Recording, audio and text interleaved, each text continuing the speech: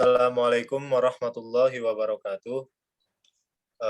Jadi kami di sini ingin mempresentasikan tugas proyek dari pengolahan sinyal, yaitu tentang perkembangan pemancar sinyal televisi. Sebelumnya perkenalkan, nama saya Rafan Ali Zulfa, dan ini rekan-rekan saya. Saya Danu Kurnia Herlambang, dan rekan saya satu lagi. Saya Arya Jiwardana. Nah, jadi di pokok permasalahan dari tema ini yaitu karena pemanfaatan pemancar sinyal televisi yang terus berkembang dan pasar televisi analog yang sudah jenuh. Sebelumnya kita harus mengenal sejarah dari perkembangan pemancar sinyal televisi. TV digital digunakan untuk siaran interaktif. Masyarakat dapat membandingkan keunggulan kualitas siaran digital dengan siaran analog, serta dapat berinteraksi dengan TV digital. Teknologi siaran digital menawarkan integrasi dengan layanan interaktif di mana TV digital memiliki layanan komunikasi dua arah, layaknya internet. Siaran televisi digital terestrial dapat diterima oleh sistem penerima televisi tidak bergerak maupun sistem penerima televisi bergerak. Kebutuhan daya pemancar televisi digital yang lebih kecil menyebabkan siaran dapat diterima dengan baik, meski alat penerima siaran digital dalam kecepatan tinggi seperti dalam mobil dan kereta. TV digital memungkinkan penyiaran saluran dan layanan yang lebih banyak daripada TV analog. Penyelenggaraan siaran dapat menyiarkan program mereka secara digital dan memberi kesempatan terhadap peluang bisnis pertelevisian dengan konten yang lebih kreatif, menarik, dan bervariasi. Transisi TV analog ke TV digital. Bagaimana itu terjadi? Ya karena transisi dari pesawat televisi analog yang menjadi pesawat televisi digital membutuhkan penggantian perangkat pemancar televisi dan penerima siaran televisi.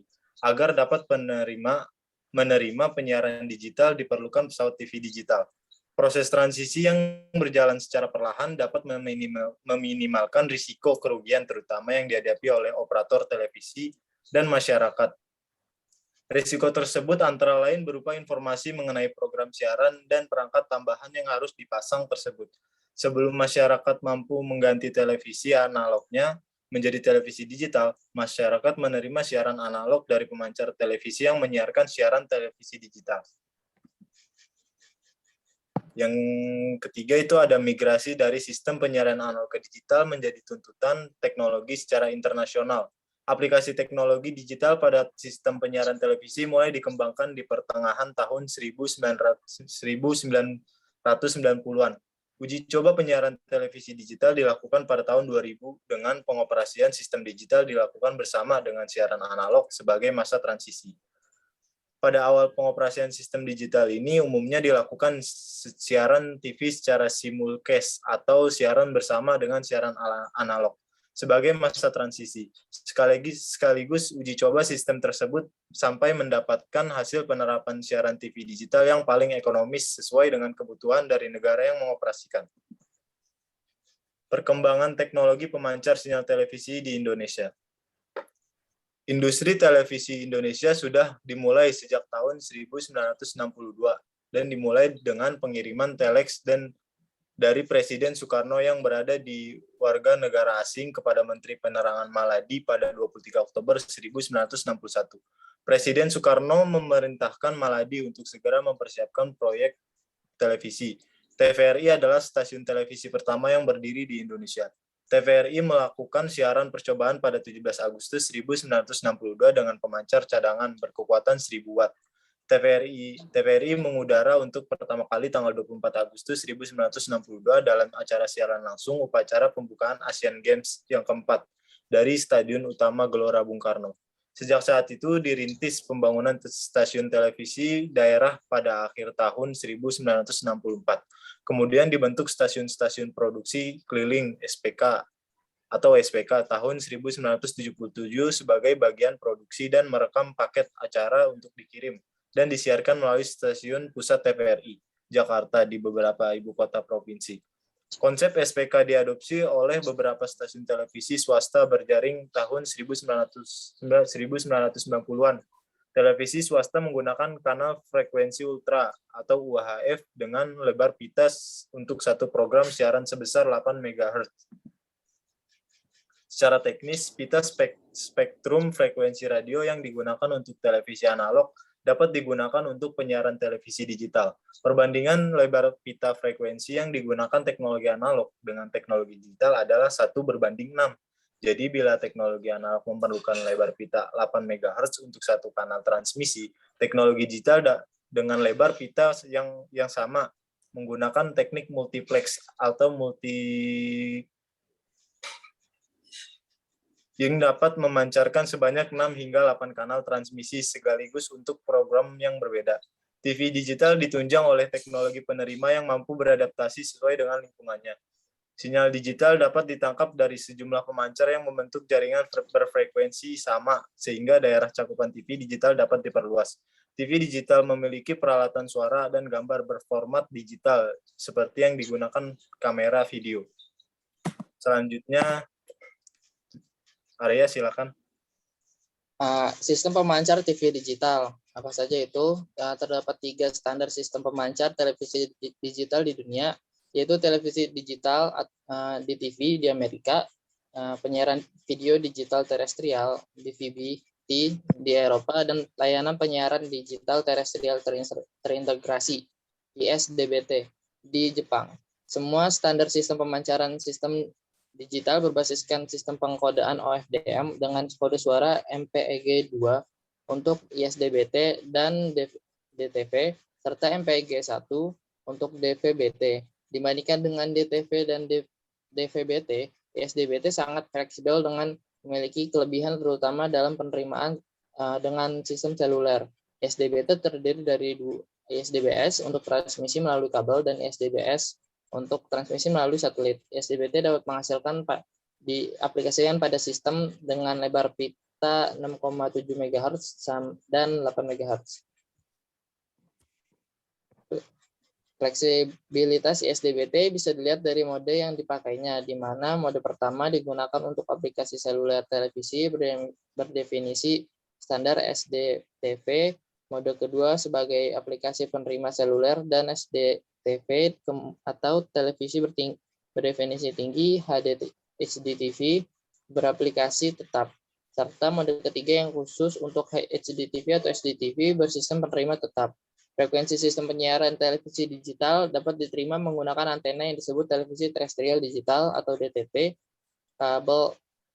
kabel TV digital, dan piringan satelit. Alat serupa telepon seluler digunakan terutama untuk menerima frekuensi TV digital berformat DMB dan DVB-H. Siaran televisi digital juga dapat diterima dengan menggunakan internet berkecepatan tinggi yang dikenal dengan televisi protokol internet. Keunggulan frekuensi TV digital itu siaran menggunakan sistem digital memiliki ketahanan terhadap gangguan dan mudah untuk diperbaiki kode digitalnya melalui kode koreksi error. Akibatnya adalah kualitas gambar dan suara jauh lebih akurat dan beresolusi tinggi dibandingkan siaran televisi analog. Selain itu, siaran televisi digital dapat menggunakan daya yang rendah. Transmisi pada TV digital menggunakan lebar pita yang lebih efisien sehingga saluran dapat didapatkan. Sistem penyiaran TV digital menggunakan OFDM yang bersifat kuat dalam lalu lintas yang padat. Transisi dari teknologi analog menuju teknologi digital memiliki konsekuensi berupa tersedianya saluran televisi yang lebih banyak. Siaran berteknologi digital yang tidak memungkinkan adanya keterbatasan frekuensi menghasilkan saluran-saluran televisi baru. Penyelenggara televisi digital berperan sebagai operator penyelenggara jaringan televisi digital, sementara program siaran disediakan oleh operator lain. Bentuk penyelenggaraan sistem penyiaran televisi digital mengalami perubahan dari segi pemanfaatan kanal maupun teknologi jasa pelayanannya. Terjadi efisiensi penggunaan kanal frekuensi berupa pemakaian satu kanal berfrekuensi 4 hingga 6 program. Sehingga siaran televisi digital terestrial dapat diterima oleh sistem penerimaan televisi analog dan sistem penerimaan televisi bergerak. TV digital memiliki fungsi interaktif di mana pengguna dapat menggunakan seperti internet. Sistem siaran televisi digital DVB mempunyai kemampuan untuk memanfaatkan jalur kembali antara IRD dan operator melalui modul sistem manajemen subscriber. Jalur tersebut memerlukan modem, jaringan telepon, atau jalur kembali televisi kabel maupun satelit untuk mengirimkan sinyal balik kepada pengguna seperti pada aplikasi penghitung suara melalui televisi. Selanjutnya, Danu. Selanjutnya ada manfaat penyiaran TV digital. TV digital digunakan untuk siaran interaktif. Masyarakat dapat membandingkan keunggulan kualitas siaran digital dengan siaran analog serta dapat berinteraksi dengan TV digital. Teknologi siaran digital menawarkan integrasi dengan layanan interaktif di mana TV digital memiliki layanan komunikasi dua arah layaknya internet. Siaran televisi digital terestrial dapat diterima oleh sistem penerimaan televisi tidak bergerak maupun sistem penerimaan televisi bergerak.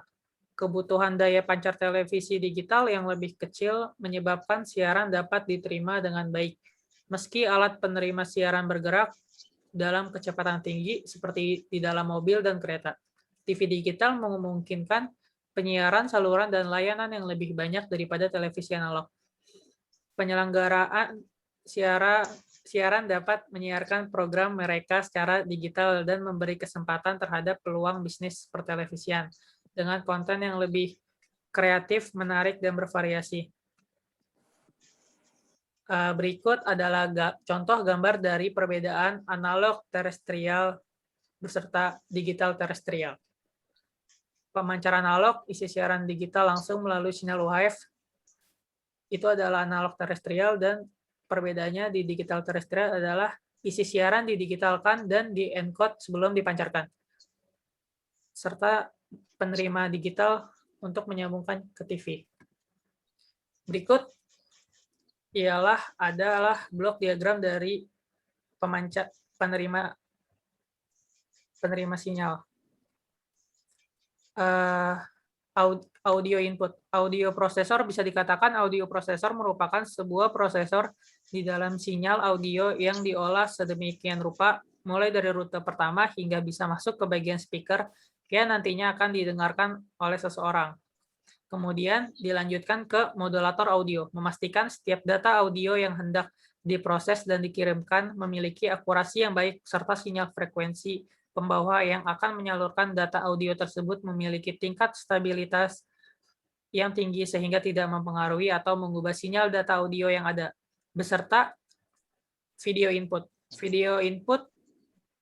Video prosesor adalah sebuah device atau hardware yang memiliki fungsi untuk mengatur input dan output yang akan tampil pada layar. Selanjutnya, modulator video, suatu rangkaian yang mengubah sinyal video dan audio ke sinyal RF yang dapat dihubungkan ke masukan antena TV. Selanjutnya, FBS filter. FBS filter menggabungkan video dan audio untuk memfilter data-data untuk disampaikan ke lokal osilator. Lokal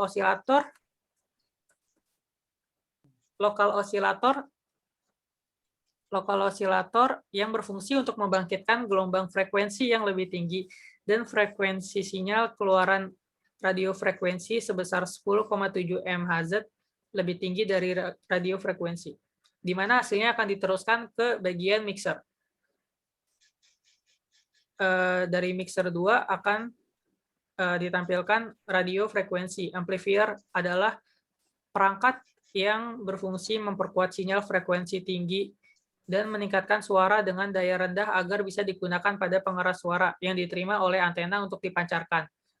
Memfilter channel yang memasukkan dan diteruskan ke power radio frekuensi yang terhubung ke antena.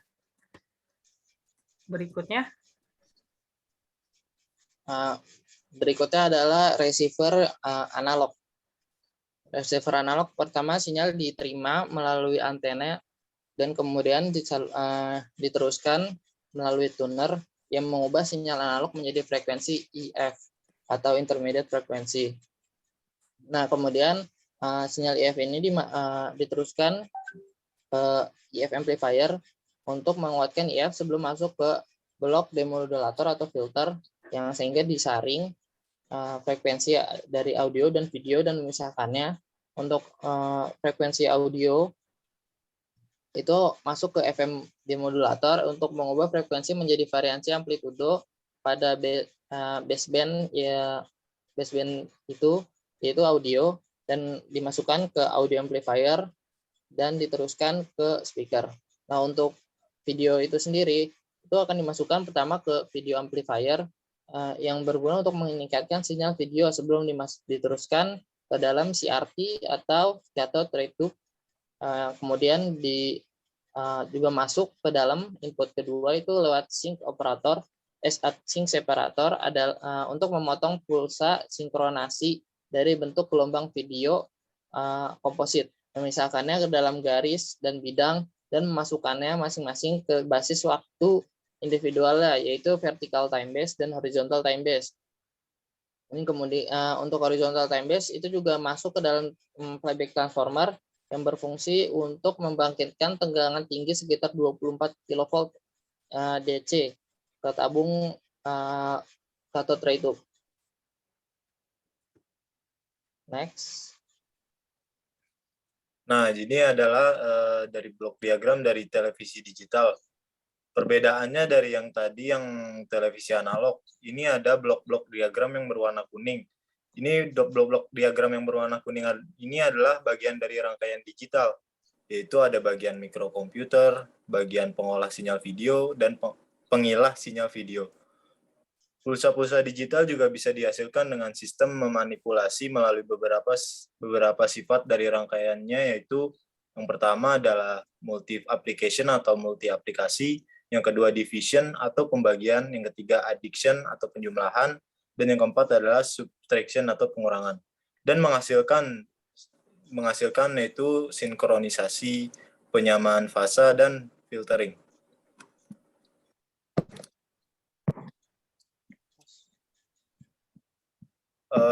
Cukup sekian dari presentasi kami. Mungkin ada, kalau misalkan mau bertanya atau berkomentar, bisa di kolom komentar.